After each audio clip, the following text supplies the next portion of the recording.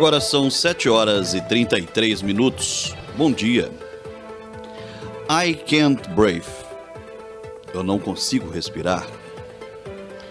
É uma frase que tem sido entoada durante esses dias em manifestações que começaram nos Estados Unidos e agora abrangem todo o mundo. O segurança George Floyd foi cruelmente abordado por policiais de Nova York, nos Estados Unidos, quando havia passado uma nota de $20 falsas ao pagar produtos numa loja de conveniência. Prontamente, o chamado aos policiais foi atendido quando, teoricamente, havia sido identificado o meliante como sendo negro. Policiais chegaram rapidamente ao local, abordaram George Floyd e o imobilizaram, uma técnica muito comum nos Estados Unidos. Devido ao seu tamanho, os policiais o deitaram no chão e um deles ajoelhou sobre o seu pescoço.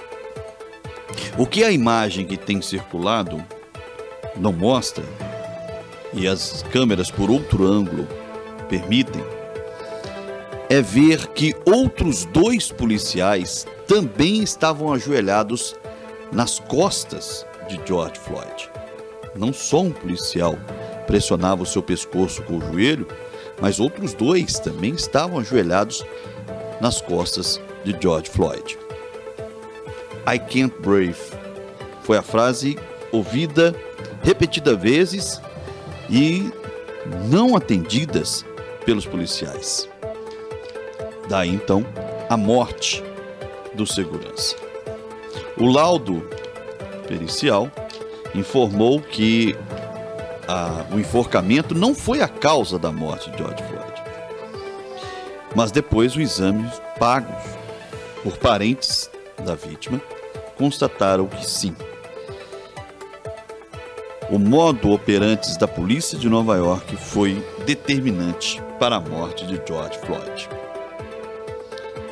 Já no Brasil, bem pertinho de nós, aqui no estado de Pernambuco, mais precisamente no centro da capital, um menino de apenas 5 anos de idade, que teve de acompanhar a sua mãe ao trabalho devido ao fechamento das creches por causa da pandemia do coronavírus, foi colocado sozinho num elevador e do 5º andar foi ao 9º, de onde caiu para a morte.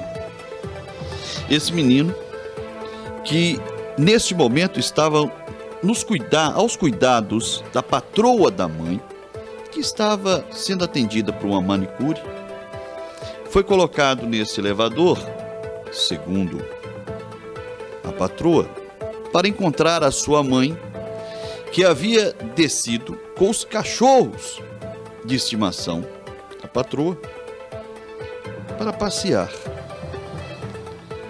A mãe, ao adentrar no hall do prédio, ficou sabendo que uma pessoa havia acabado de cair na calçada. Imagine a dor de uma mãe em reconhecer o seu filho de apenas 5 anos. O que leva uma pessoa a abandonar outra dentro de um elevador sozinha, num prédio que não conhece? A própria sorte. Por que essa atitude da patroa de Mirtes? Racismo? Preconceito? Será que essas palavras que tanto ouvimos no passado ainda continuam muito presentes agora? Será que esses temas deveriam mesmo voltar a ser discutidos? E mais do que isso, por que tantas palavras de ódio, de agressão têm preenchido os comentários no Facebook, no Instagram, nas redes sociais de uma forma geral? Por que há trocas de ofensas, principalmente em classes menos favorecidas, estão acontecendo tão frequentemente de um tempo para cá? É isso que nós vamos debater hoje no nosso programa Ponto de Vista. E você, meu amigo, pode participar conosco. Você pode mandar mensagens de texto ou gravar sua mensagem de voz através do nosso aplicativo WhatsApp. O número é o 991-880208. 991-880208. Eu sou Clécio Cunha, desejando a todos um ótimo dia e tendo o prazer de mais uma vez intermediar a conversa entre você e os nossos convidados. O programa Ponto de Vista está no ar.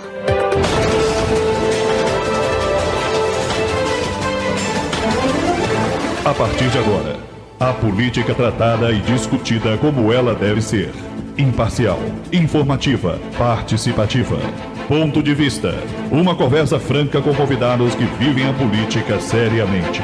A sua participação acontece através do WhatsApp 993 13 16 14. Deixe sua mensagem de texto ou de voz. Ponto de Vista. Aqui, agora, na Queimadas FM 87.9.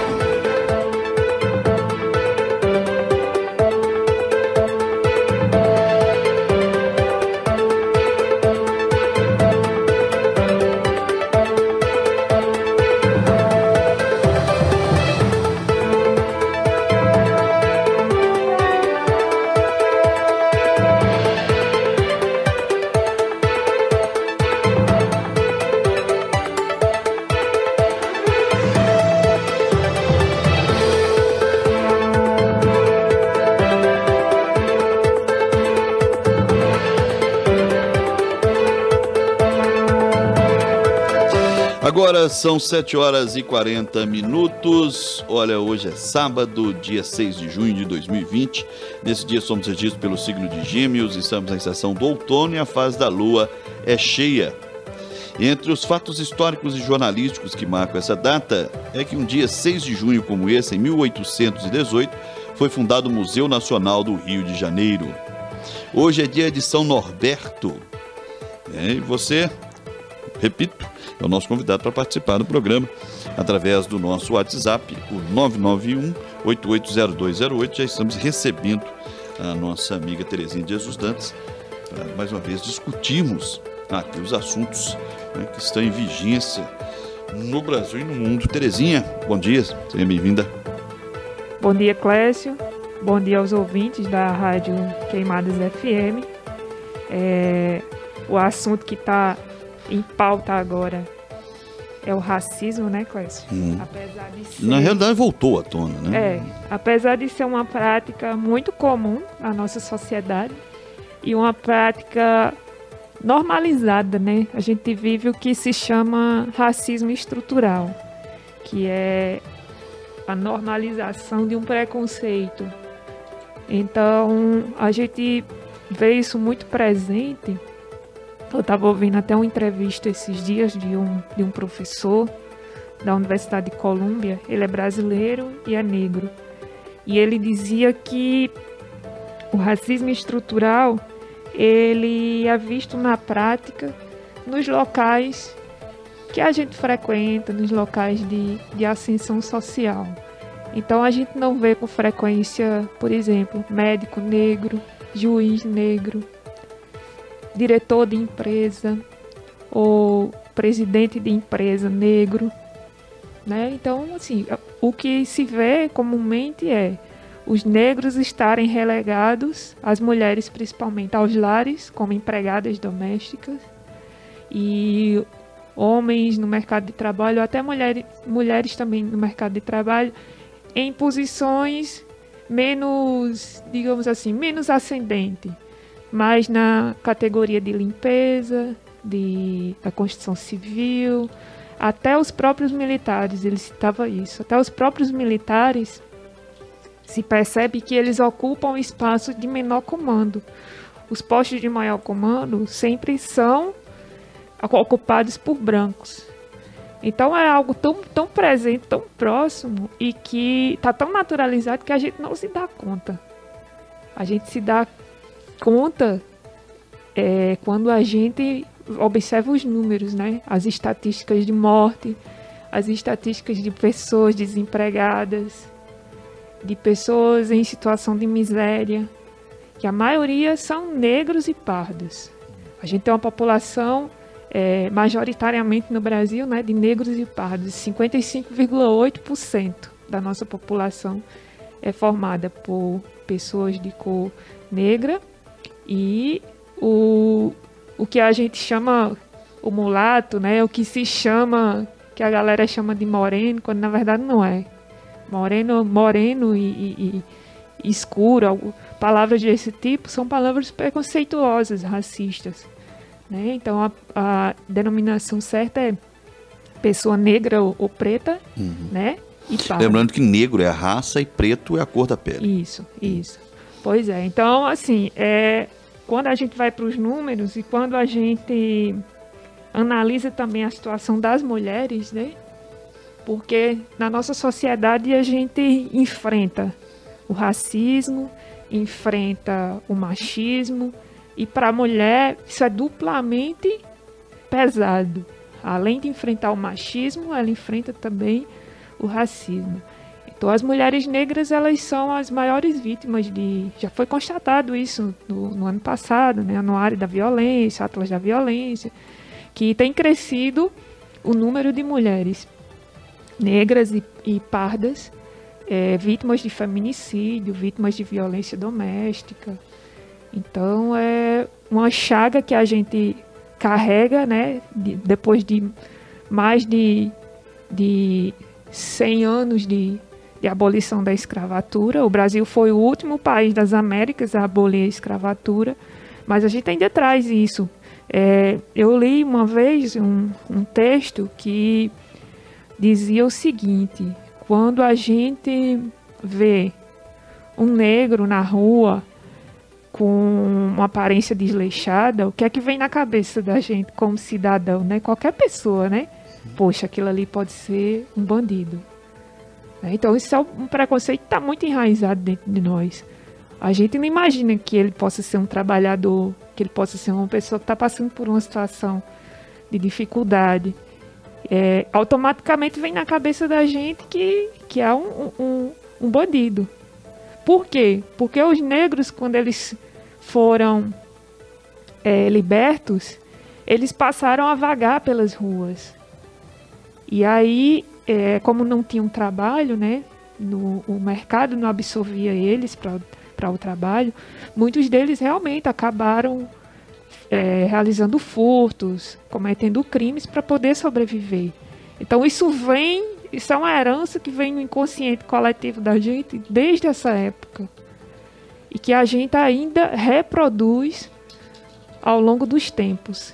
E com um governo como esse que nós temos, infelizmente algumas questões vieram à pauta de maneira muito forte, porque o governo federal que está aí é um governo que não olha para as minorias. A gente chama minorias não é em termos de quantidade, é em termos de oportunidade, em termos de direito. Então as minorias, os negros, os pardos, os indígenas também, nesse governo não tem vez. Eu vi naquele vídeo daquela reunião fatídica do presidente com os ministros. Eu não sei se você observou, eu até ia comentar isso nos programas que eu vim, acabei não comentando. Um painel que tem ao fundo, ele tem apenas crianças brancas. Eu fiquei procurando, sabe? Que passava a cabeça de um ministro ou outro assim, eu fiquei procurando. Se tinha algum pardo, se tinha algum negro, alguma criança negra, se tinha um indígena, e não tinha. O quadro era formado completamente por crianças brancas. E é isso que esse governo representa. É um governo para os brancos, é um governo para a elite, não é um governo para os pobres, para os trabalhadores, para os negros, pardos, indígenas, não é. Mas aí você está remetendo, a gente ouvindo assim, a gente remete lá nos anos, finalzinho dos anos 30, anos 40, começo dos anos 40, um outro governante, né, que teve essa mesma ideia, e pior, teve a ideia de purificar a raça, né? O que me espanta quando você faz esse comparativo aí, a primeira coisa que me vem à cabeça é isso. Mas você acha, Terezinha, que realmente, porque na realidade quando você apresenta números, né, a gente vai analisar, esses números eles têm que ser analisados, né, para pessoas, na realidade, assim, a grande número de pessoas, na realidade, números são apenas números. Quando são apresentados, eles são, quando não está dentro do contexto, quando você não está ligado naquele determinado assunto, quando o assunto não te interessa, números são apenas números, né? Mas você acha que realmente as pessoas conseguem enxergar isso, esse preconceito dessa forma que você está falando, ou simplesmente só percebem que há atos de racismo, há atos de preconceito, quando os noticiários mostram, como por exemplo aconteceu 3 vezes ano passado em Minas Gerais, quando um camarada, um assessor parlamentar agrediu com palavras uma cozinheira, quando um segurança num estádio de futebol também foi agredido verbalmente, mostrando ato de racismo, né? Quando um atendente, um guardador de carro também foi abordado, isso quando a pessoa chega e ofende realmente, com ofensas, como acontece, por exemplo, em campos de futebol na Europa, né, onde bananas são jogados para os jogadores. Será que a pessoa só percebe, pelo menos os brasileiros, só conseguem perceber atos de racismo, de preconceito, quando é tão gritante assim? Ou, como você disse, será que realmente a gente é consciente que somos preconceituosos, somos racistas, né? E nesses pequenos atos do cotidiano nos mostram isso?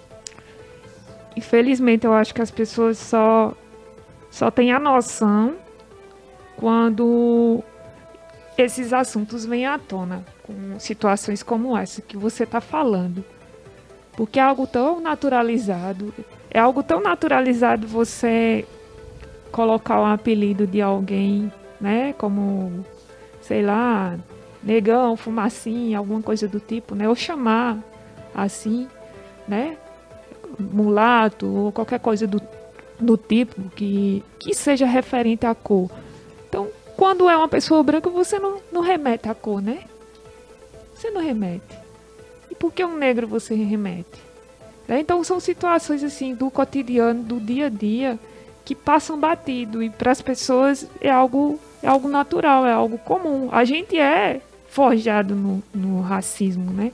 Quando a gente nasce, a educação que a gente recebe é essa, porque já é uma coisa natural, da mesma forma que é natural o machismo também. E a gente só começa a perceber isso quando a gente estuda, quando a gente lê, quando a gente tem informações, quando você começa a entender que por trás disso tem um preconceito.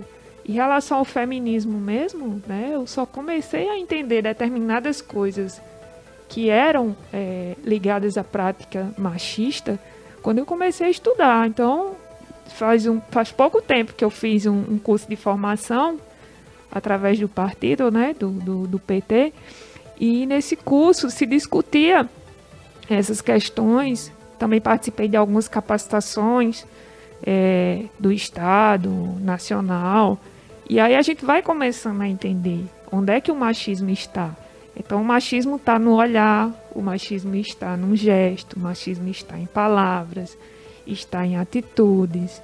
E muitas vezes nós, mulheres, a gente reproduz sem ter a consciência que a gente está reproduzindo. E da mesma forma, é o racismo. Se reproduz sem ter a consciência que está se reproduzindo. Né? Então, o que falta, eu acredito, Clécio, que é justamente uma educação nesse sentido. E que, infelizmente, as escolas não pautam isso. As escolas não pautam temáticas sobre o racismo, sobre preconceitos diversos, sobre o machismo. Por quê? Porque é discutido de uma forma transversal, como eles dizem. Não é discutido de uma forma como deveria ser. A escola, ela educa para o mercado de trabalho. Ela não educa para a vida. E as famílias também, muitas vezes, não têm essa consciência que é um papel, lógico, não só da escola educar para a vida, mas principalmente da família educar para a vida.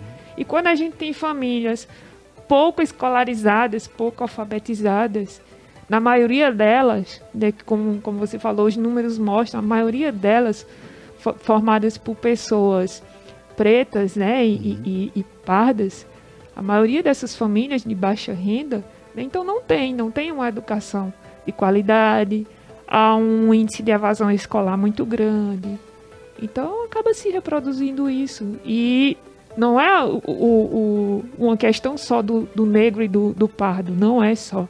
É uma questão de todos nós. Combater o racismo, ser antirracista, é uma questão de todos nós, porque isso está ligado aos direitos humanos, está ligado à vida das pessoas.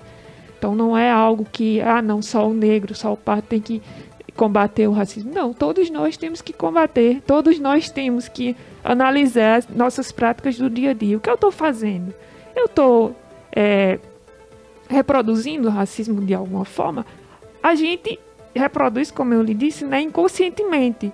Então tem situações assim que você, poxa vida, aí você começa a pensar, não, e se fosse uma pessoa branca, eu trataria desse jeito? É interessante falar isso, Terezinha, porque eu percebo que o termo mesmo, preconceito, racismo, ser considerado como crime no Brasil, isso é de pouco tempo. Isso é de pouco tempo para cá. Eu estava recordando, e se você hoje, né, é saudosista, hoje tem o YouTube que salva todo mundo, né? E um dos grandes programas de audiência na década de 70 e 80 foram os Trapalhões. Os Trapalhões foi um programa que até hoje, né, se você parar, é igual o Chaves, né? Apesar de o Chaves não me é tão engraçado, o programa do Chaves, quanto os Trapalhões, né? Que era um sitcom, que era comédia de situação, e dentre deles, né, tinham estereótipos. Sim. Né? Tinha estereótipos. Tinha aquele, o cearense, né, que era o espertalhão, que era interpretado pelo Didi, o Dedé era o galã, né? E tinha o inocente, o mineirinho, que é o Zacarias, e tinha o negão. O malandro, né? A malandragem, o beberrão, né? Era o negro. E aí as brincadeiras eram muito frequentes. Grande ave do céu, né? O escurinho, o bola de neve, quer dizer. E era normal. Pois é. Era muito normal, né? Eu venho de um estado, e aí eu tô aqui, vai fazer 16 anos agora. Eu percebo que ainda não tem pessoas, é muito difícil você encontrar pessoas de realmente pele preta aqui na Paraíba. Já em Minas, você tropeça a todo momento, encontra com um e com o outro a todo momento, né? Isso talvez se dê, como você diz, a questão da escravatura, né? Foram os estados onde receberam a mão de obra escrava, né, na extração dos minerais, na criação do gado, na plantação do café, da cana-de-açúcar, né, que aí, com essa abolição da escravatura, os negros ficaram por ali. Então, Bahia, São Paulo, Rio, Minas Gerais, você vê mais predominantemente pessoas da raça negra, da pele escura, né, e realmente escura. A gente vê isso. E a gente cresceu com isso, com essas brincadeiras, né, e pra gente passava batido. O camarada fez uma besteira, mas vê também a cor da... Vê a cor. Quando não faz na entrada, isso aí era tão comum que de repente as pessoas começaram realmente a se sentir ofendidas, talvez porque chegou no mercado de trabalho, na escola as crianças começaram a sofrer mais e aí se começou a questionar sobre a questão realmente do preconceito. E talvez porque as cadeiras parlamentares começaram a ser ocupadas por essa minoria. Minoria em representação. Quando a gente fala em minoria, vale lembrar que apesar de, como você disse, que a maioria brasileira tem a pele parda ou preta, né? Minorias são de representações. Com certeza. São de representações. De espaços. De espaços. De poder, de oportunidade. Então, quando o espaço parlamentar começou a ser ocupado por essa minoria, é que começou a ser discutido essas situações. Pois é. Não é? Então, hoje nós temos, mas ainda muito de forma velada, a gente vê o preconceito. Com certeza. Como você diz nas ações, em cargos, ocupação de cargos, né? Quando de repente o ministro Joaquim Barbosa foi apontado como presidente do Supremo Tribunal Federal, instância maior da justiça do país, é que começou a se perceber que tinha um negro na mesa. Pois é. Que tinha um negro na bancada. Que nunca teve, foi a primeira vez. Exato. Então, são coisas que, infelizmente, estão tão cotidianamente no nosso contexto que a gente não percebe. E como você disse, foi bem dito, que a gente, às vezes, nós somos criados para isso. Né? Porque, de repente, quando minha filha começa a namorar, eu espero que quando ela vai me apresentar o namorado, que ele seja um cara alto, forte, espadaúdo, né?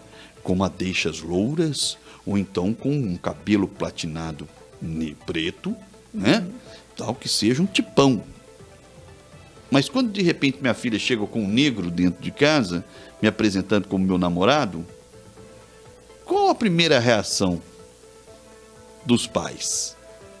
Eu estudo numa sala, eu vi, assim, eu observo essas coisas porque é algo que, quando você acredita ou defende em algumas coisas, né, para onde você vai, você tende a observar isso.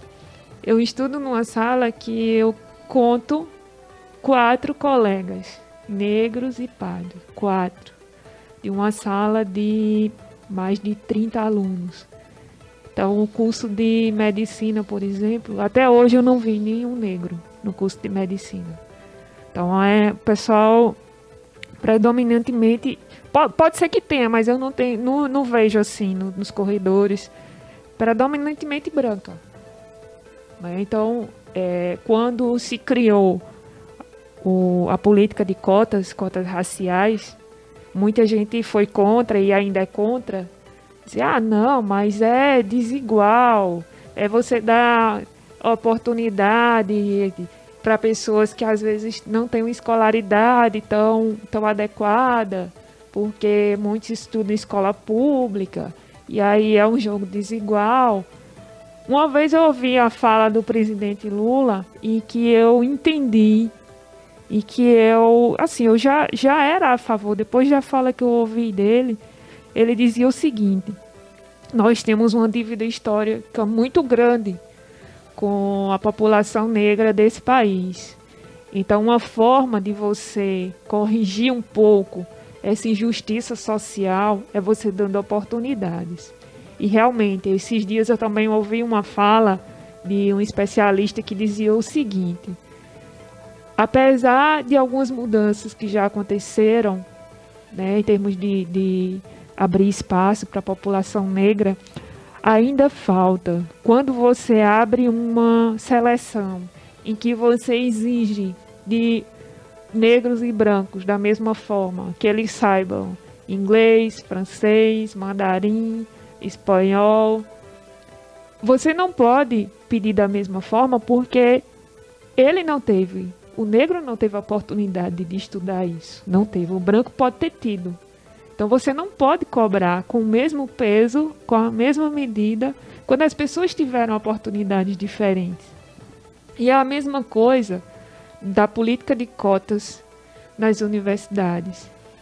Muitos que estão na universidade, muitos brancos, né, que têm pais e mães que tiveram assistência social, que puderam ser escolarizados, crescer na vida, ter um bom trabalho. Muitos brancos, né, tiveram a oportunidade de estudar em escola particular, de fazer cursinho para vestibular, e muitos negros e pardos não. Para eles é relegada a escola pública, muitas vezes sem qualidade, enfrentar situações difíceis de fome, miséria, de dificuldade de locomoção, de lidar com o tráfico. Quantas crianças no Rio de Janeiro, indo para a escola, não já morreram vítimas de balas perdidas? Quantas crianças não morreram em casa, como a gente viu recentemente, o caso do menino João Pedro, né, que foi taxado como marginal, que foi taxado como criminoso. Então, não se pode cobrar da mesma forma. E eu sou totalmente a favor da política de cotas. E quando a gente estuda numa universidade particular, então a gente vê que muita gente é contra a política de cotas. Mas é contra por quê? Porque também a elite desse país e a elite predominantemente branca, ela não quer disputar o espaço de trabalho em pé de igualdade com os negros e pardos. Eles querem que os benefícios e que as benesses deles estejam preservadas. Então eles não querem ser ameaçados por um negro e por um pardo. Ou seja, mesmo hoje, essa questão ele não é de uma questão de injustiça quando se diz de que vai tomar minha vaga, mas existe sim um preconceito racial por trás de tudo. Também, com certeza. Existe. A gente tem visto casos diversos, né, em universidades, em escolas. Esses dias foi de uma garota que foi... acho que foi num grupo de WhatsApp, eu não lembro o que foi, mas fizeram comentários preconceituosos em relação a ela. Eu não lembro o estado, eu estava assistindo a TV e mostrou esse caso. Ela é filha de senegalês, se não me engano. O pai dela veio de fora, né, de outro país, e ela nasceu aqui no Brasil. Então fizeram comentários terríveis, né, daquele estilo mesmo, comparando a escravidão, a objeto, a tudo que é de ruim, a escória, como o próprio, né, o presidente da Fundação Zumbi dos Palmares. O cara ele não valoriza a própria cor dele, a própria raça dele. Então, assim, como Mas ele não se diz. Ele diz que é negro de direita, né? Que as pessoas não aceitam um negro de direita.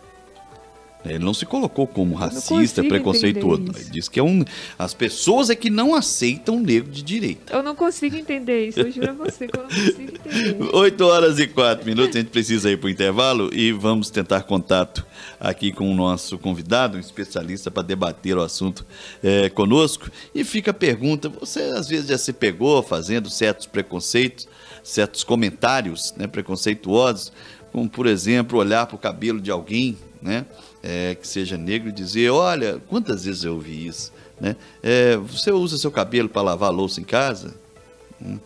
Eram coisas que às vezes pareciam brincadeira e tal, mas que no fundo a gente sabe o peso que tem, né, a questão do racismo. Será que nós mesmos muitas vezes não nos pegamos em comentários preconceituosos?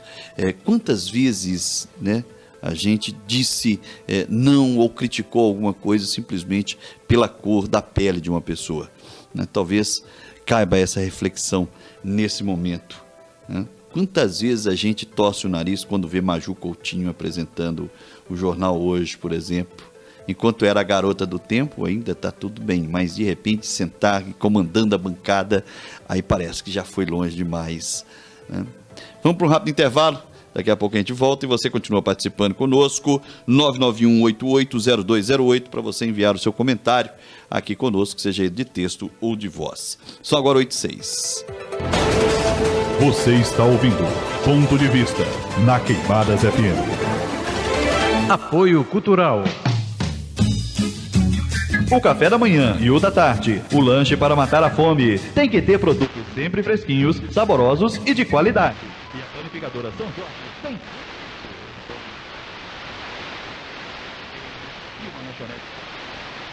seu paladar. A panificadora São Jorge fabrica pães e bolos integral com ingredientes que preservam ainda mais a sua saúde. Bolachas com receita caseira com aquele gostinho de quero mais. Tá na hora do café ou do lanche? Passe na panificadora São Jorge. Tradição e bom gosto, fazendo o melhor pãozinho da cidade. Na Avenida Severino Becerra Cabral, vizinha Itapemirim. Venha provar nossas delícias. Panificadora São Jorge. Trabalhamos também com apoio cultural de Rangel Móveis, que é totalmente a você. Localizado aqui na rua Eunice Ribeiro, número 515, em frente aos Correios. Telefone 3392-7799 de eletrodomésticos com os melhores preços e as melhores condições de pagamento. É só na Rangel Móveis.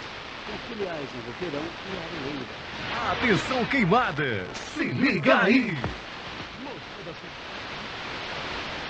Nossa localização é na entrada da Rua Nova, em frente ao posto Dallas de Queimadas, número 55. Venha nos visitar, estaremos esperando você. vai encontrar um só lugar. 392-2100. 88. Roberto Motos, há 15 anos em Queimadas, vendendo, comprando e trocando motos novas e seminovas. Venha conhecer nossas motos, modelos e preços, sempre menores que a concorrência.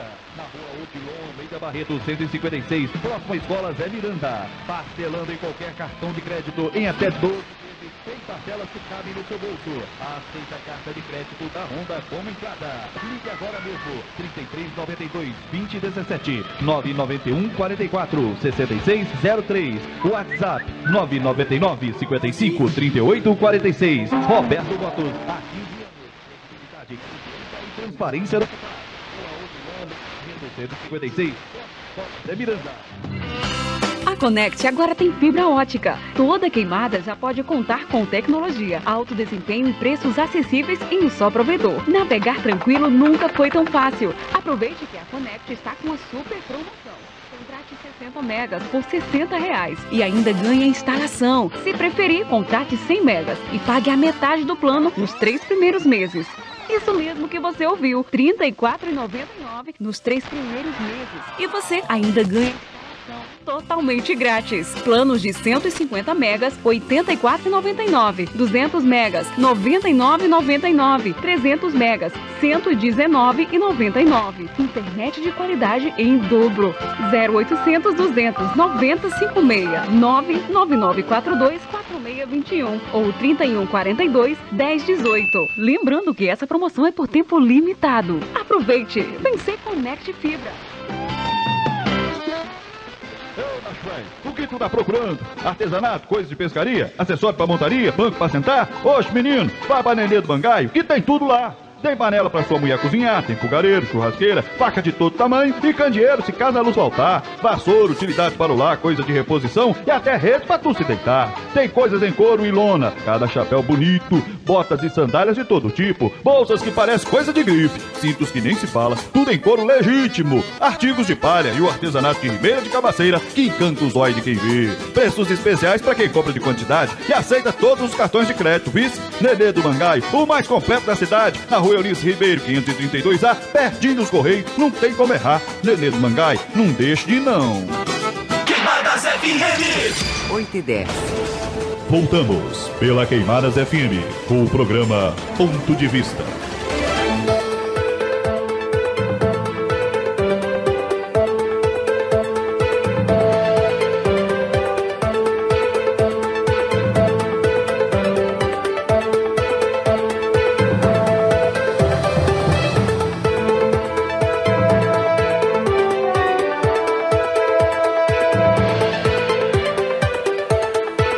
Agora são 8h11, estamos de volta aqui com o nosso programa Ponto de Vista, lembrando que estamos no ar de todos os sábados a partir das 7h30 da manhã e que você pode sempre opinar também conosco através do nosso contato via WhatsApp 991-880208. Quem já deseja bom dia pra gente, a nossa amiga Nenê Vieira, sempre sintonizada conosco.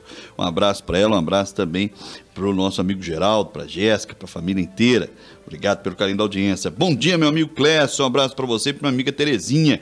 Que Deus proteja a todos nós, a nossa amiga Clarice, também participando lá na Nova Cidade. Um grande abraço para ela, um abraço para o Epitácio, para a nossa amiga Duda, um abraço para o Matheus. Tudo de muito bom.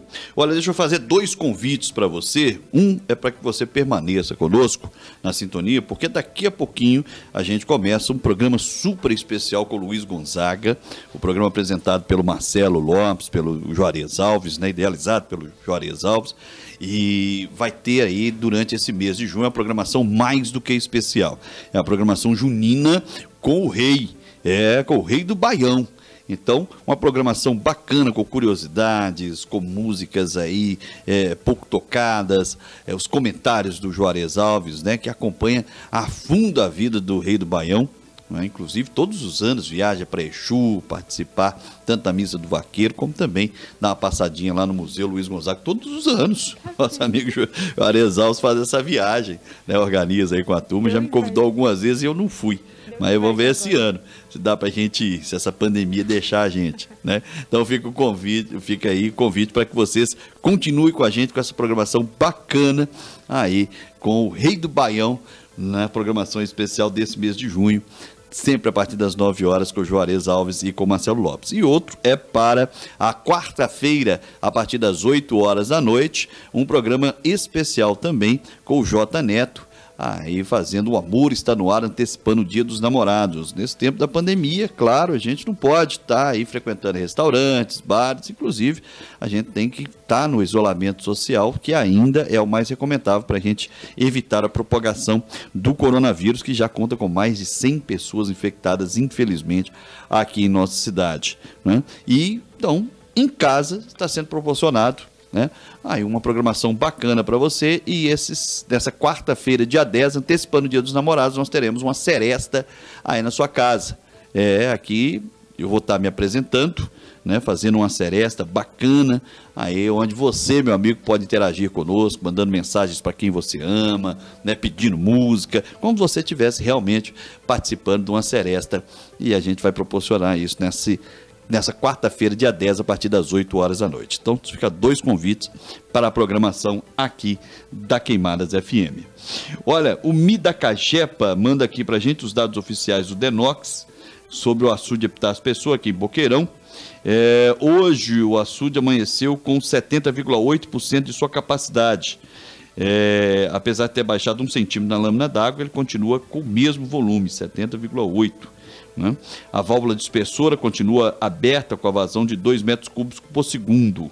Tá? Os créditos vêm aí de Isnaldo Costa e Pedro Honório, sempre repassado aqui pelo nosso amigo Mi, a quem a gente manda um grande abraço. A Marli Guedes também cumprimenta a bancada. Bom dia, Clécio, Terezinha, feliz sábado para vocês dois, abraço, grande abraço para você também, minha amiga Marli. Olha, agora são 8 horas e 14 minutos, nós estamos em linha com o Dalmo Oliveira. Dalmo Oliveira é nascido em Guarabira, aqui na Paraíba, é jornalista formada pelo UFPB e tem mestrado em comunicação pela UFPE, Universidade Federal de Pernambuco. Foi diretor do Sindicato dos Jornalistas Profissionais da Paraíba, é fundador do Fórum Paraibano de Promoção da Igualdade Racial e foi coordenador da Associação Paraibana de Portadores de Anemias Hereditárias. É servidor público federal, trabalha na Embrapa desde 1994 e atualmente está atuando no Centro de Pesquisas de Alagoas, em Maceió. E a gente aqui abraça e dá as boas-vindas ao nosso amigo Dalmo Oliveira nessa nossa conversa. Bom dia, Dalmo. Nos ouve bem? Bom dia, Clécio. Bom dia, ouvintes da Queimadas. Tudo em paz. Dalmo, a gente desde já agradece, né, a sua participação aqui conosco, sua prestatividade, para a gente discutir esse assunto tão relevante que está em voga, que é o preconceito, né? E a Terezinha também dá aqui as suas boas-vindas e o bom dia. Terezinha?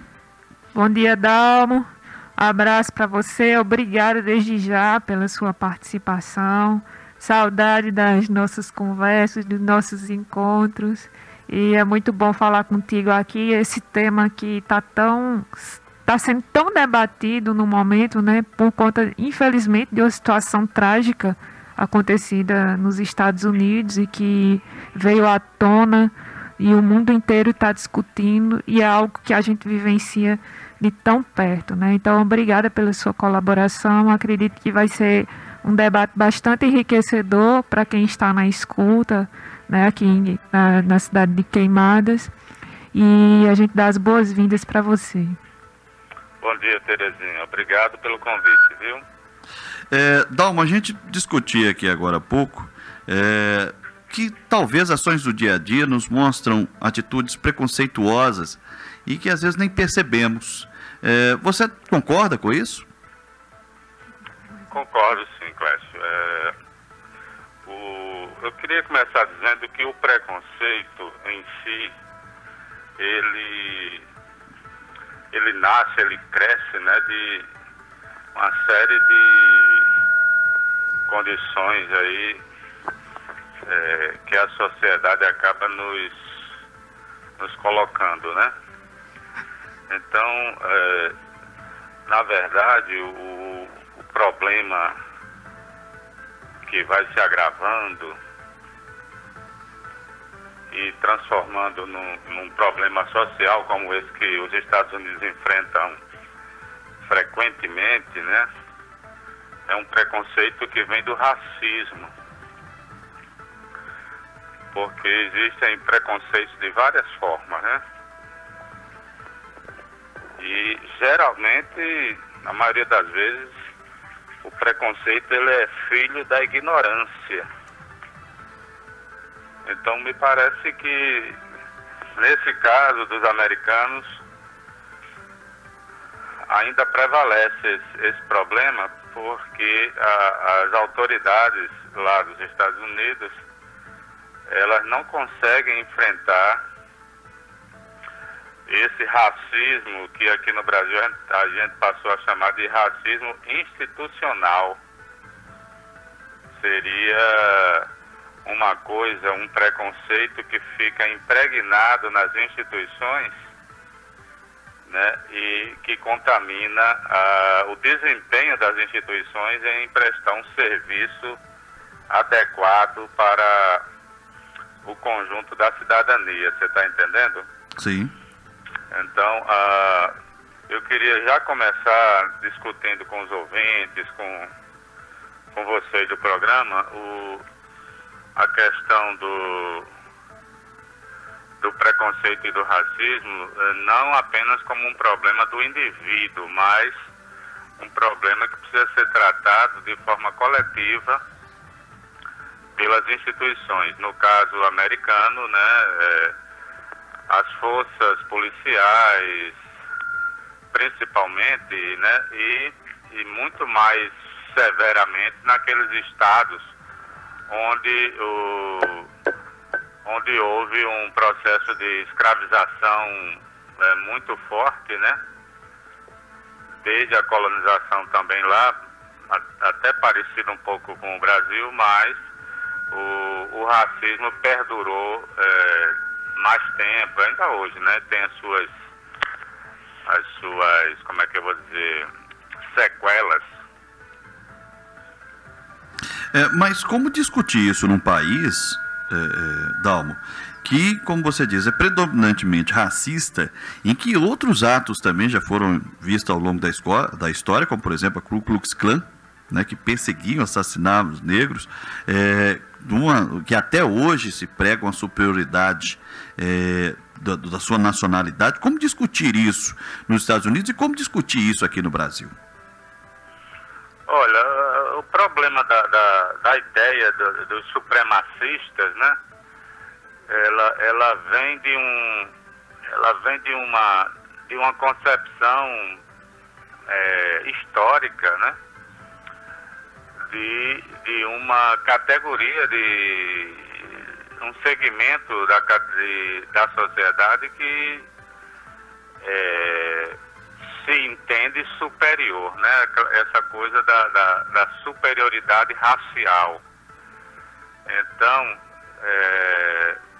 me parece que, pegando a história mesmo pelo pé, né, como a gente diz, tem que se entender o seguinte: o processo racial americano, ele foi, de uma certa forma, mais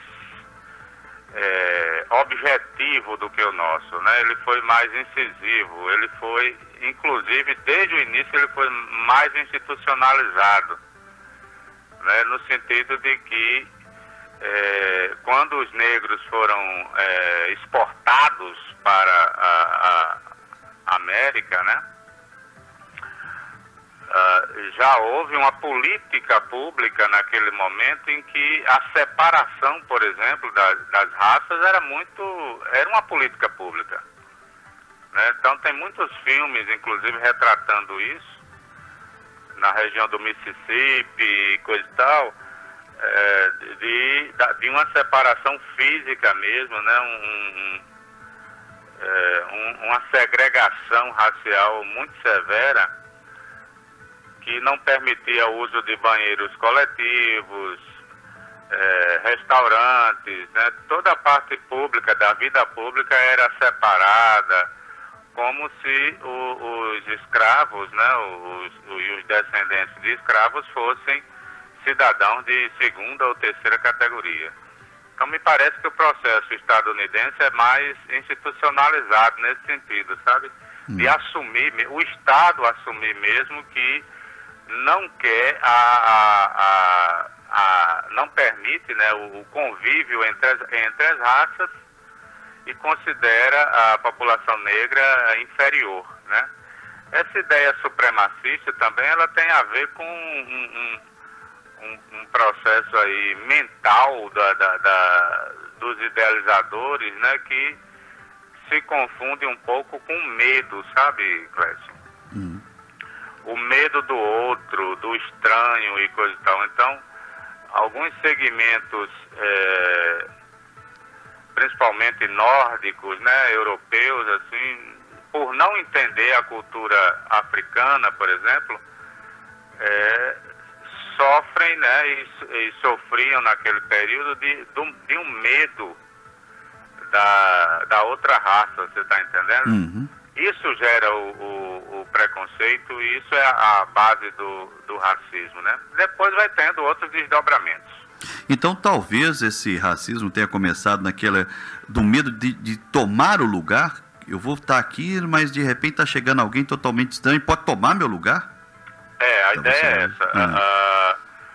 Na luta racial, vamos dizer assim, né, tem muito a ver ainda com aquela humanidade das cavernas, sabe? De que o estranho, o outro, por ser estranho, né, e por ser diferente, ele vem para disputar o território, para disputar as mulheres, para disputar a propriedade e coisa e tal. Então, a providência que se toma é justamente essa, do domínio, né, o domínio físico mesmo. E o processo escravagista é muito ruim, né, porque primeiro começa com um rapto e um sequestro na África, né? Os caras não vêm para as Américas espontaneamente, como vieram os orientais, né, e os próprios europeus, algumas colônias europeias que foram convidadas para vir colonizar, como os italianos em Nova York, os alemães aqui no sul do Brasil. Então, os africanos vêm escravizados, que é um processo monstruoso, né?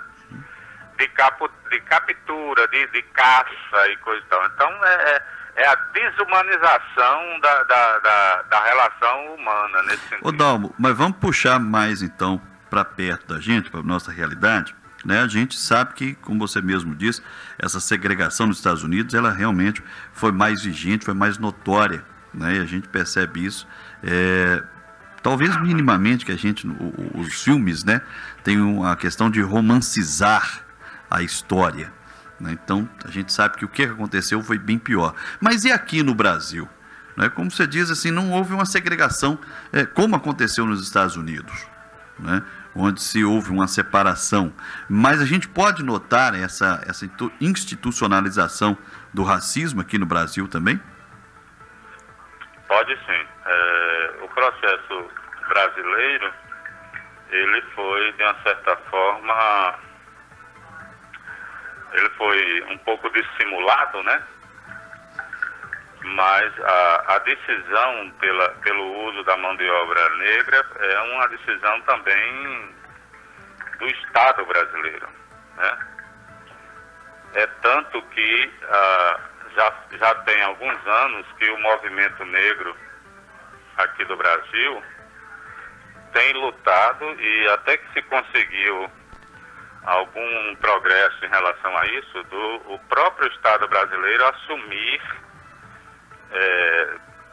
nas Nações Unidas, por exemplo, e nos outros fóruns mundiais que discutem isso, assumir, né, essa história de que foi um equívoco e foi um crime contra a humanidade, né? A gente tem lutado muito do ponto de vista do movimento para que o Estado assuma isso institucionalmente e também assumindo, ele crie políticas públicas que a gente chama de reparação, né? Para, de uma certa forma, compensar um pouco a diferença ocasionada pela escravidão no Brasil e que, de uma certa forma, haja políticas públicas compensatórias para essa população. Tem uma diferença também, que é o seguinte: o número de homens e mulheres escravizados aqui foi bem maior também, né? Uhum. E o Brasil acabou sendo o último país da história moderna a decretar o final de uma política pública de escravização dos africanos, né? Então nós somos os últimos a sair dessa vergonhosa posição lá em se você pegar a data, rapaz, a gente só acabou com isso aqui no Brasil há pouco mais de 120 anos, né? Então, se você pegar uma pessoa como eu, com 50 e poucos anos, e for olhar para o meu avô, e for olhar para o meu bisavô, por exemplo, foram homens que passaram por esse processo. Quer dizer, não está tão longe assim, né? Uhum. É bem recente. É bem recente. Então, essa mácula ainda está bem presente na nossa memória coletiva e nos problemas sociais que o Brasil enfrenta. Então, acho que tem muito a ver com isso. Também tem uma diferença aí que até mesmo na Constituição estadunidense, né, houve uma menção a uma política de reparação para os negros afro-americanos.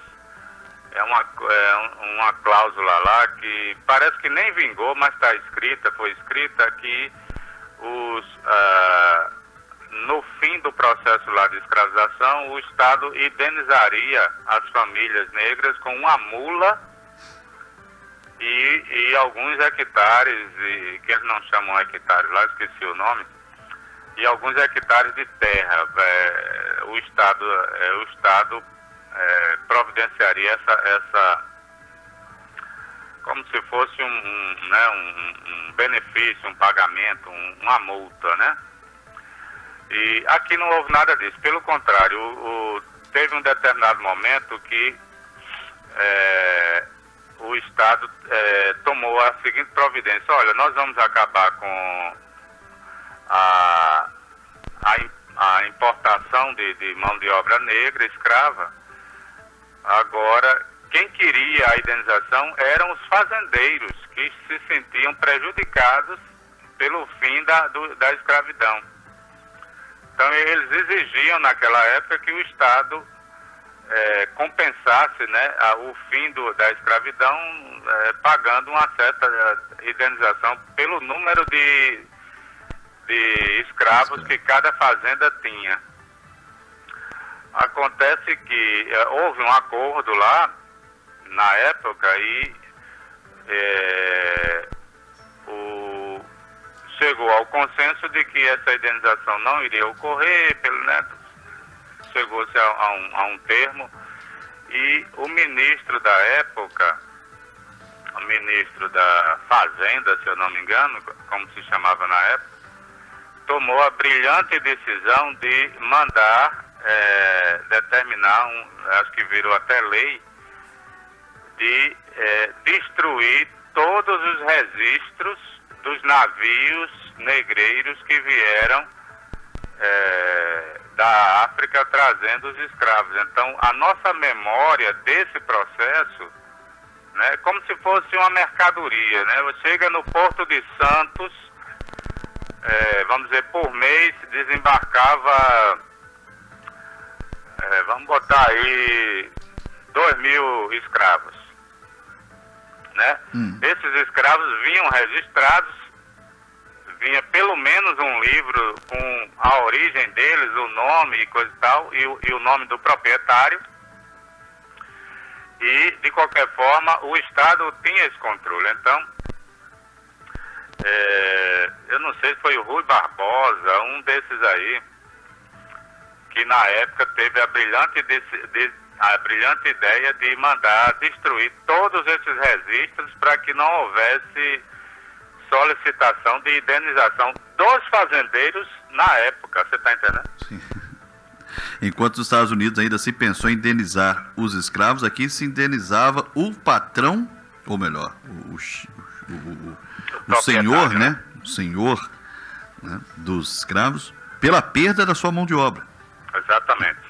E todo mundo sabe também que a escravidão aqui só foi abolida teoricamente, porque de fato aquele 13 de maio ficou somente como uma data bonita para a Princesa Isabel, né? Mas a gente só assinou aquele termo e, né, a Lei Áurea e tudo mais com a pressão inglesa mundial, que queria também acabar com a escravidão para começar a vender suas máquinas, seus tratores, suas histórias. Era o processo de início nós estávamos então no início do processo de industrialização em massa, né, do mundo inteiro. E as fábricas de implementos, essas fábricas novas tinham interesse em acabar com a escravidão para botar máquina no lugar. Ou seja, atrás de boas intenções, de boas ações, existiu muitas outras intenções. Certamente. Foi um acordo, na verdade, naquele período, né, e com muita pressão inglesa, né, que tem uma influência enorme também no Brasil, e a gente acabou engolindo esse conto de fadas aí do 13 de maio. É bom dizer também que os Estados Unidos da América, eles são colonizados pelos ingleses, né? Então, a visão de colonização inglesa é totalmente diferente da visão de colonização que os portugueses tomaram, por exemplo. Isso é uma diferença civilizatória também muito grande, que nos diferencia dos Estados Unidos, sabe? Só trazendo em números, Dalmo, quando você cita que nós temos pouco tempo, né, da questão da abolição, nós temos 132 anos, se compararmos o 2020, né, para o 1888, que foi o ano da abolição. Nós temos 132 anos de abolição da escravatura, mas em compensação nós temos 388 anos de escravidão no Brasil. É bem mais do que o dobro, né? Bem mais do que o dobro. Né? Então, quando você levanta essa questão dos números, né, se realmente é uma questão da gente se orgulhar, né, se coloca em dúvida isso. Agora, mas Dalmo, como que a gente pode, vou insistir nisso, como que a gente pode começar a discutir políticas com relação a isso, como que a gente pode tentar combater essa institucionalidade. Obrigado, Terezinha. Institucionalização. Valeu, obrigado. De vez em quando a coisa agarra aqui. Como é que a gente pode fazer isso, sendo que o berço da humanidade, né, a África do Sul, ela só foi ter o primeiro presidente negro em 1994. Então, se o próprio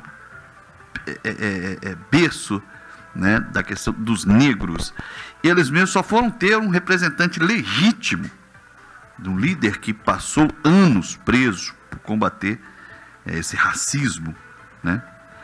Só em 1994. Então não é difícil a gente debater isso. Olha, se lá no país de origem já tardiamente isso foi reconhecido, como que a gente pode tentar institucionalizar isso aqui no Brasil, que é um país bem mais jovem? É verdade. Primeiro vamos analisar o seguinte: a África do Sul é apenas um dos países do continente africano, né? A nossa mão de obra aqui, por exemplo, no Brasil, veio muito de Angola, da Nigéria, acho que um pouco a costa do Marfim, esse lado de cá mais do Atlântico, né?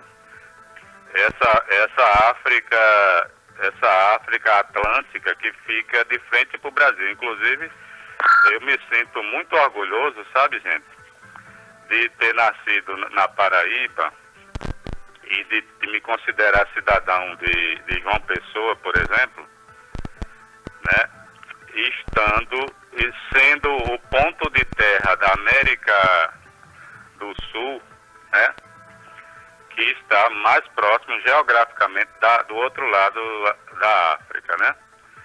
Então aí nós estamos muito trocando energia com a África, entendeu? Certo. Geograficamente falando e culturalmente também, né? E essa influência genética africana é muito importante para Paraíba, que eu acho que ainda está atrasada nesse processo de reconhecimento, né? Hoje, na maioria dos estados brasileiros, a nossa população está em média 60%, ou seja, nós somos a maioria, certo? E enquanto nos Estados Unidos essa população não passa de 20%. Só para você ter ideia. Na África do Sul, minha gente, o processo é totalmente diferente, né? Para entender o que houve na África do Sul, a gente tem que entender também o processo de colonização daquela parte africana, né? Ali houve uma chegada militar e de invasão, na verdade, eles são os brancos da África do Sul, eles são uma mistura de holandeses com, acho que tem ingleses também, né? E até misturaram a língua, eles não falam nem inglês nem holandês, é uma língua diferente também. E o processo ali é de colonização na África, ou seja, eles não exportaram escravos. Você está entendendo? Sim. Na África do Sul, em Joanesburgo, né, e na famosa Soweto, eu quero até aproveitar a oportunidade para dizer que eu batizei a minha segunda filha com o nome Soweto. O nome dela é Damara e o segundo nome é Soweto. Ficou um nome bem diferente, né? Bem brasileiro e sul-africano. Mas assim, na África do Sul não houve processo de escravização. O que houve foi um domínio foi uma invasão europeia, né? Que perdurou durante todo esse tempo, né? É um domínio mais, eu vou dizer assim, mais político mesmo. É como se tivesse havido uma guerra lá dentro, né? É como se os índios Tabajara daqui, né, que são os donos legítimos da terra, tivessem de repente enfrentado uma guerra com uns caras que vieram de navio lá não sei da onde e foram dominados por esses invasores. Você está entendendo? Sim. Então o processo lá é mais ou menos de dominação militar e coisa e tal. E por que é que eles permitiram isso e por que é que a África do Sul ficou com tanto tempo com um governo não negro, né, um governo não africano, né? Primeiro pelo domínio militar de tecnologia, né, que os caras vieram armados até os dentes, e é fácil dominar uma população que é basicamente, né, é uma população indígena ou com um desenvolvimento industrial pequeno, né? E isso foi perdurando.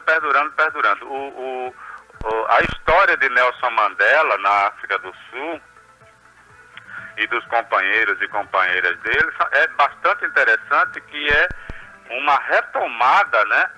Meio que à força também, porque houve muita luta e muito sangue derramado, para que a hegemonia da maioria absoluta da população predominasse politicamente também. Então eles criaram um partido, o Congresso Nacional Africano, eles criaram grupos de resistência, né?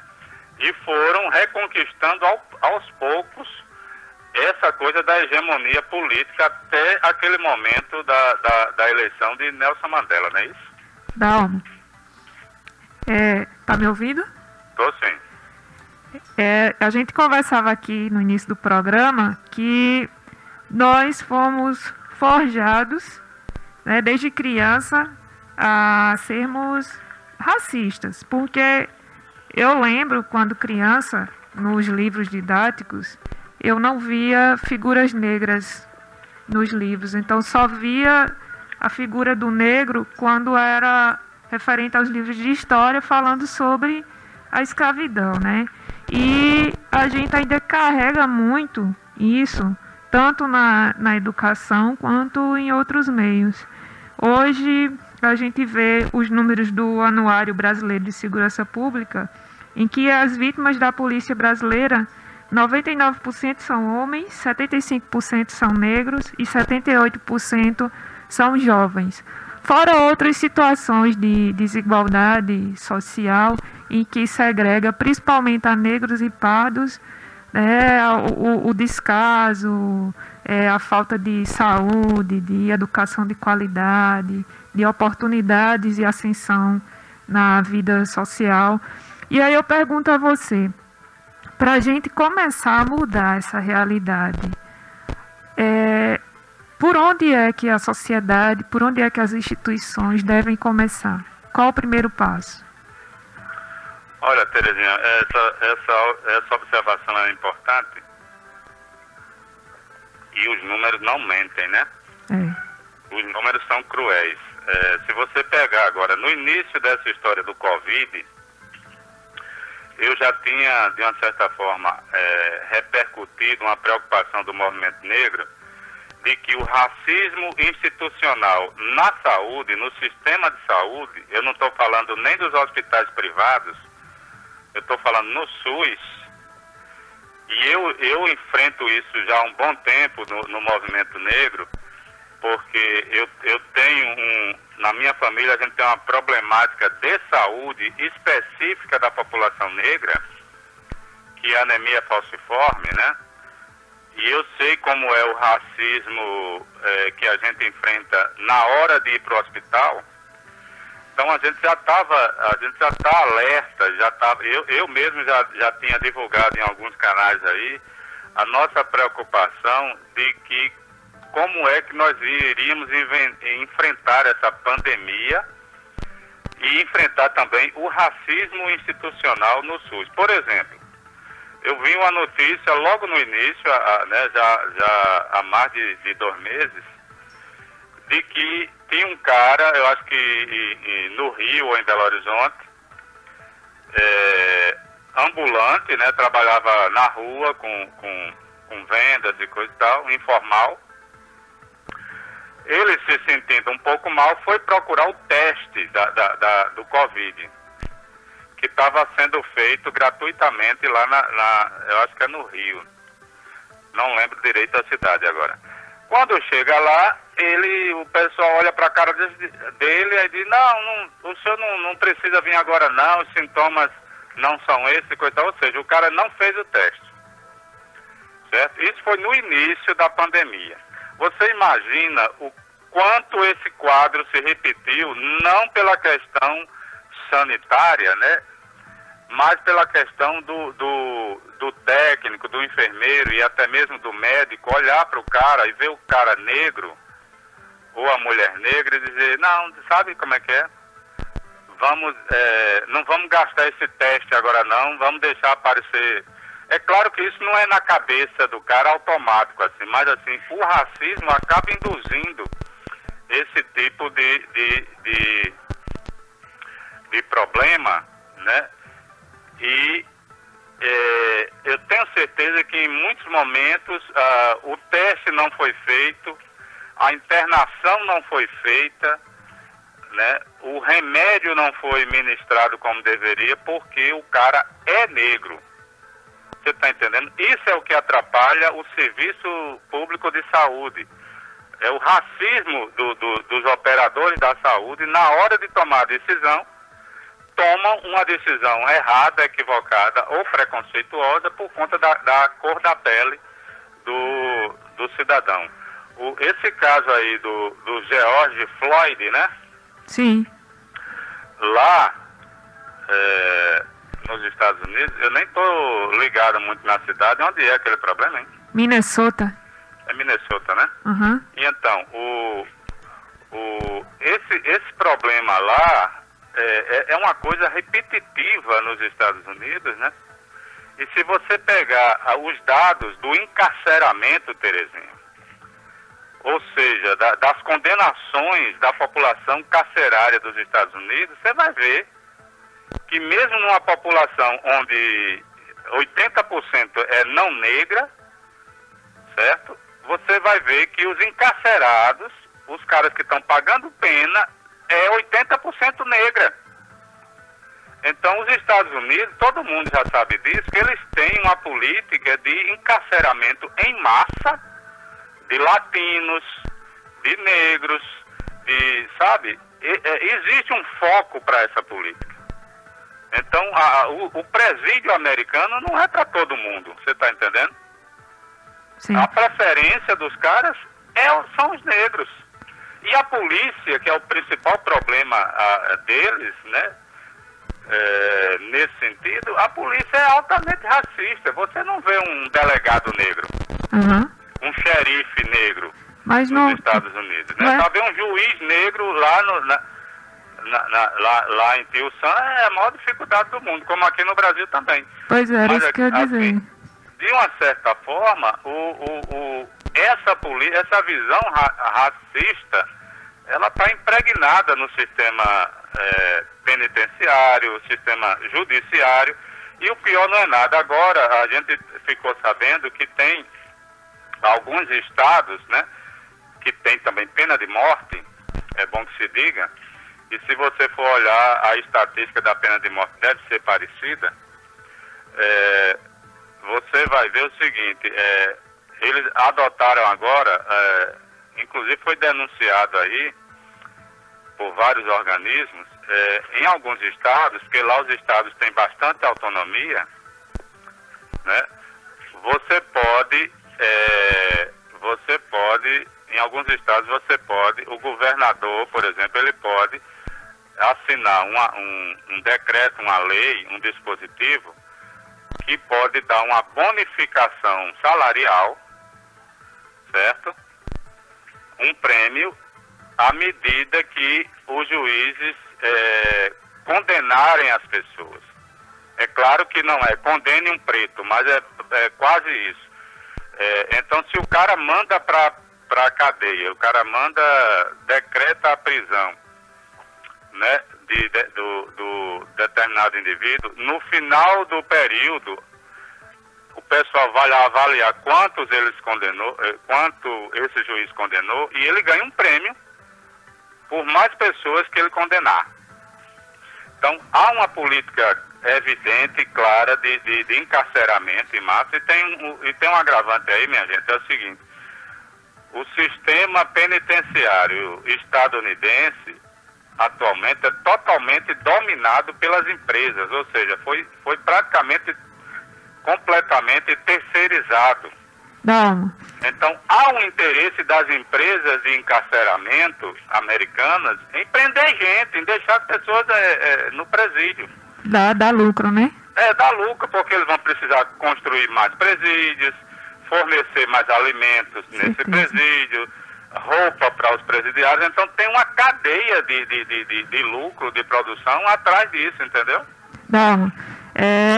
O debate é muito bom, é muito extenso. Se fosse para a gente passar a manhã inteira aqui, a gente passaria, porque é um tema vasto, que não atinge só os Estados Unidos, mas a nós também, diretamente.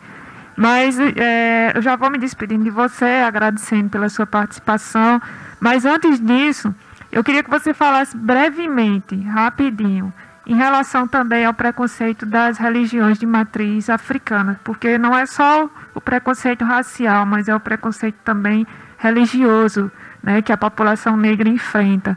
Então, mais uma vez, eu deixo aqui o meu abraço, um abraço para a sua família, obrigada por essa participação riquíssima, e depois da sua resposta eu passo a bola para a Clécia finalizar aqui o nosso programa, tá bom? Valeu, um abraço.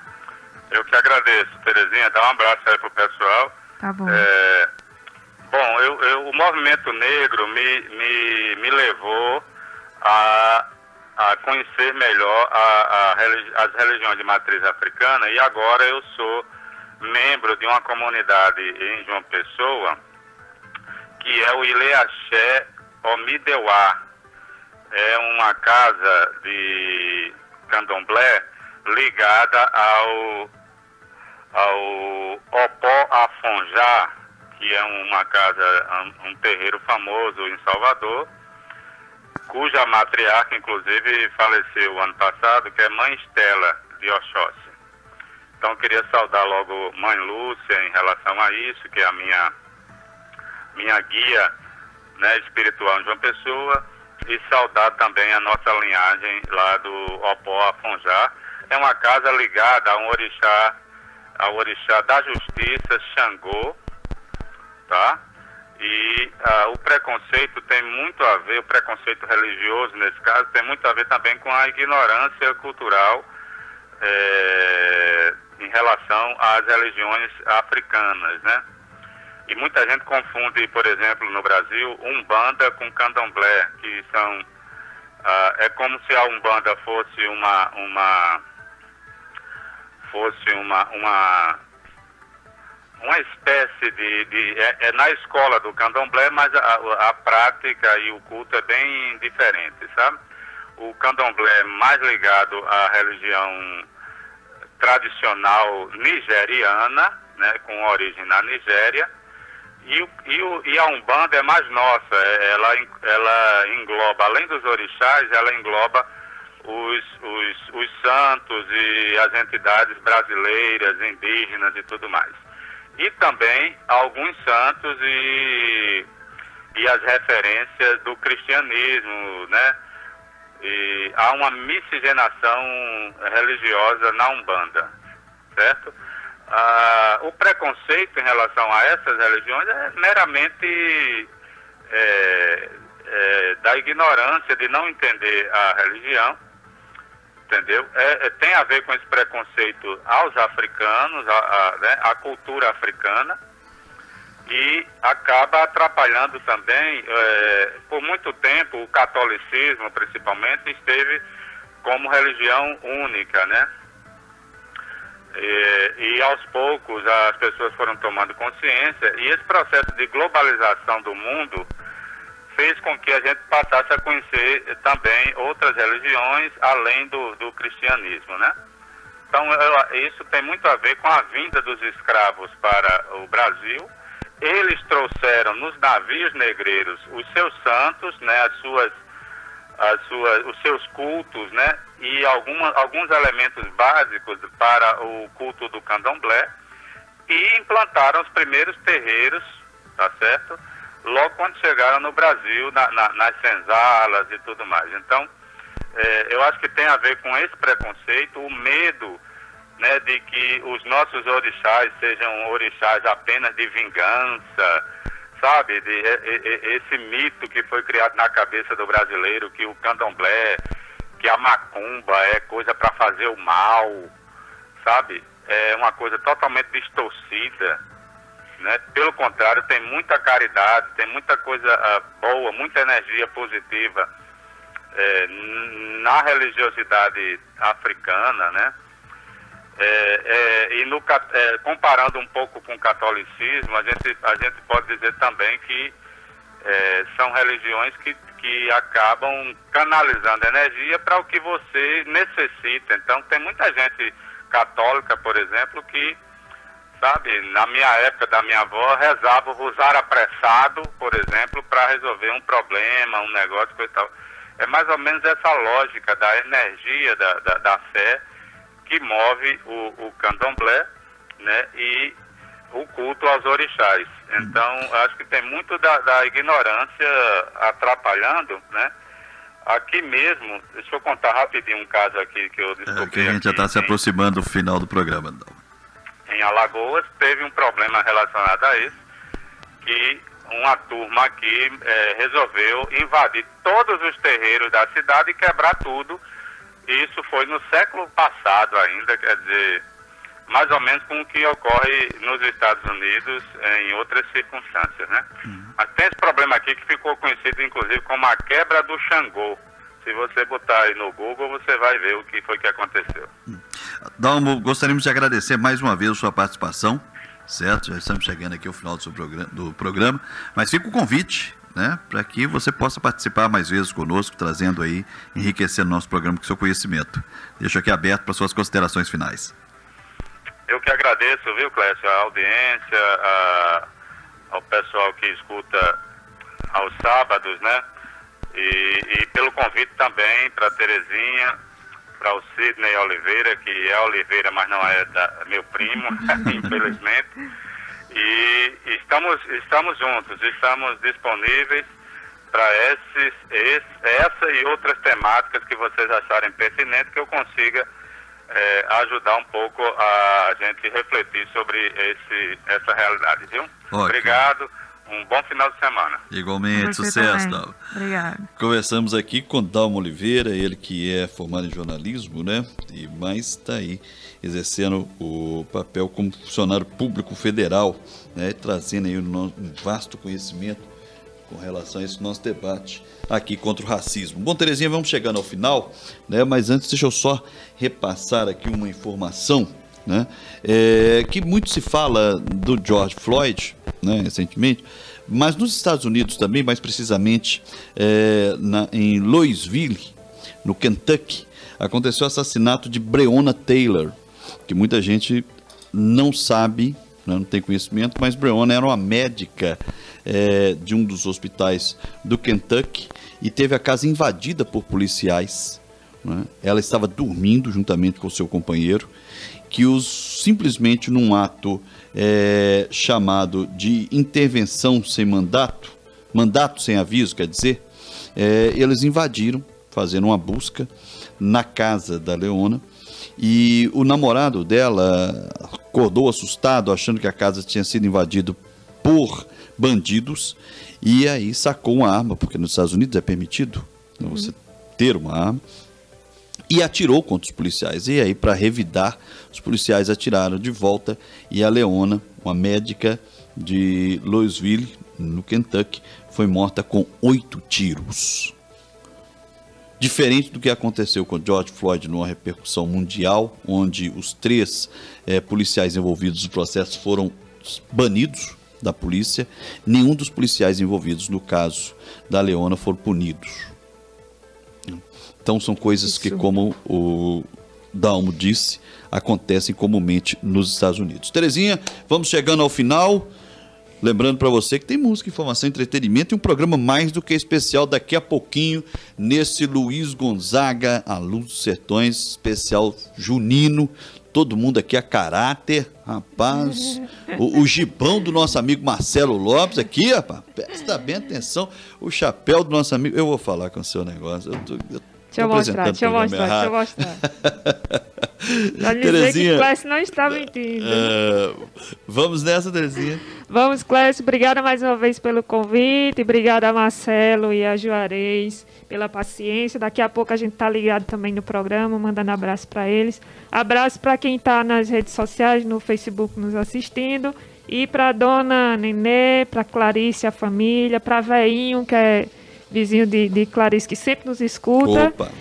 Para Marli Guedes e para todos que estão aí na escuta, que não mandaram abraço, mas a gente sabe que estão com o ouvido ligado no rádio, né? Valeu, obrigado e um bom sábado para todos. E lembrando que quem quiser assistir a nossa entrevista pode depois conferir o perfil de Terê Dantas. Teve um no probleminha Facebook. Aqui, ficou 2 vídeos, mas... Dá uma procura lá, Terê Dantas, que está de novo visual, né? Pode conferir lá no Facebook no perfil dela, assistir a gente aqui. Música, informação e entretenimento. Juarez Alves, mais uma vez, parabéns pela iniciativa sempre inovadora aqui nos programas da Queimadas FM. Juarez, que começou com a Copa da Gente, que começou com o Forró na